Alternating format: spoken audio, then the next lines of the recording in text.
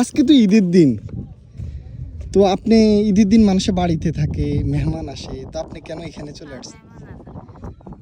ছেলে নাই আপনার, মেয়ে নাই, কেউ নেই? আপন বলতে তো আপনার মনে হয় কয়েকটা ছাগল আছে। এগুনটাই আপনি পাহারা দেওয়ার লাগে সকাল থেকে, আপনি এই জন্য এখানে থাকেন। তো এই ছাগল এগুলো নিয়ে আপনার জীবন যাইতেছে, হ্যাঁ?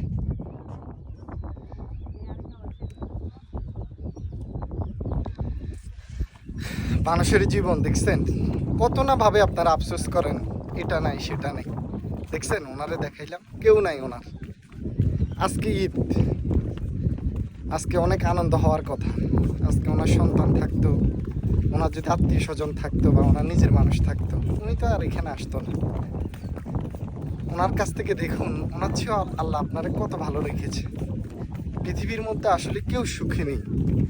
প্রত্যেকটা মানুষ প্রত্যেকটা জায়গায় কোনো না কোনো সমস্যায় জর্জরিত, হয়তো কারোটা দেখা যায় কারোটা যায় না।